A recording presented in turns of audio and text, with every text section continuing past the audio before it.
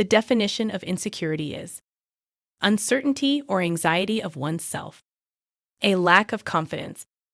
In other words, insecurity is a thief. And a thief does three things. It steals, kills, and destroys. What does the thief steal? Well, it steals our identity, our confidence, and our peace. It kills our dreams, aspirations, and our relationships.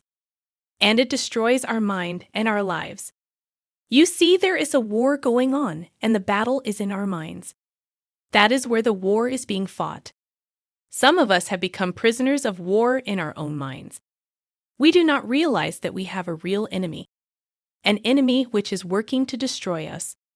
And in this case, our enemy is insecurity. We no longer have to be a POW of war in our own minds. We can fight back against our enemy, which in this case, our enemy is insecurity. Now that you know that you have an enemy and are at war, how many people do you know that are at peace with themselves, or even like themselves?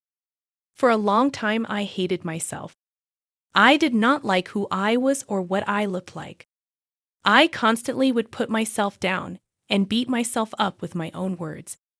I would call myself stupid, ugly, good for nothing, and worst of all, I would always call myself a loser. I was very miserable and hated myself. It was so bad that whenever people would look at me, I would get serious anxiety. I had turmoil, frustrations, and struggles. So you ask, how did I turn it around? Let me just give you the antidote for insecurity. It is simple, it is confidence. Yes, it sounds simple, but getting there is not easy. Here are a couple of tools that I used to get over insecurity and be confident. One of the things I did was change my way of thinking.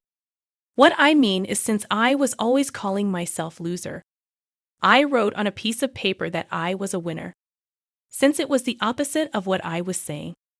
You should do the same thing. Write down the opposite of what you are saying or feeling and tape it somewhere in your house where you can see it every day. You may not believe it at first or even get a little angry.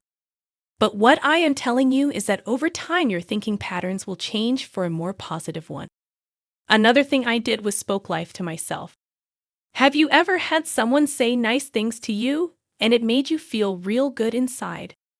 Well, that is speaking life, and of course the opposite is when someone puts you down, that is speaking death.